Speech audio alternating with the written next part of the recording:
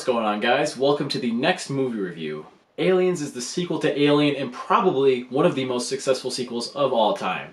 I love this film. I love it just as much as Alien, and in fact, it's really difficult to pick a favorite between the two of them. While Alien was a claustrophobic, suspenseful classic in body horror, Aliens is more of an action-packed thriller with some of the horror elements from the original along with it. Both films are perfect on their own, but I think if I had to pick between the two, I would probably pick Aliens because it's a little bit more rewatchable and has more entertainment value in terms of action. The movie begins with Ripley being rescued by the company men after she's been drifting through space for 57 years. Of course, none of the greedy company men believe her when she explains to them why she blew up the Nostromo. It doesn't really help that in the last 20 years since she's been drifting in space, they've developed a colony on the planet that they originally picked up the xenomorph from in Alien. But of course, in the typical Alien franchise fashion, they lose contact with this colony and Ripley is pressured into returning to the planet in order to survey with the Marines to see what the problem was. Right off the bat, I'll say that they did a great job with Ripley's character in this movie. Her PTSD at the very beginning of the movie is a very fitting motivation for her to go back to this planet and really conquer her fears, especially when nobody around her believes her and they're kind of counting on her as an advisor. In addition to her, we also get some great new faces. Lance Henriksen plays the new android Bishop, and of course Ripley resents him at first because of her experience in the last movie.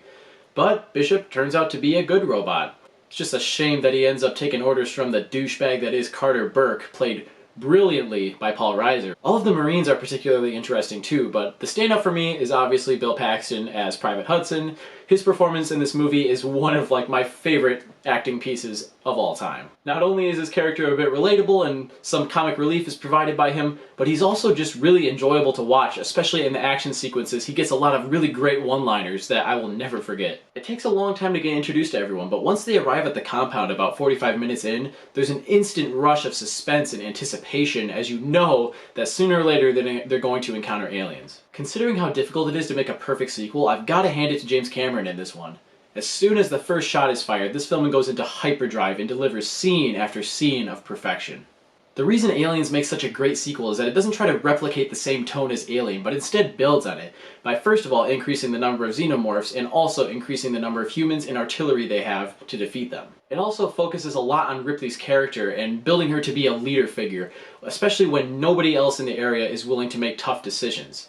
We also get a glimmer of hope for her character's future in her adoption of Newt, the only survivor of the attack on the colony of LV-426. But I won't lie, watching soldiers gun down xenomorphs as they're picked off one by one is pretty entertaining too, and there's a lot of that in this film. The action sequences really pay off, mainly due to great building of suspense by James Cameron, as well as the injection of great charisma into all of the characters that occupy the screen. I freaking love Aliens, and I know I said that I don't necessarily think it's a better film than Alien, but I do think it's a bit more rewatchable. It does the original perfect justice while being its own masterpiece at the same time. I'm giving Aliens 10 out of 10. Very well deserved.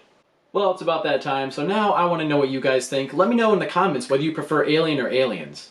Next time we'll be looking at Alien 3, which is definitely going to be a bit controversial, but you'll have to wait and see what I think about that one until the next video review. Guys, don't forget to like and subscribe, and I will see you next time.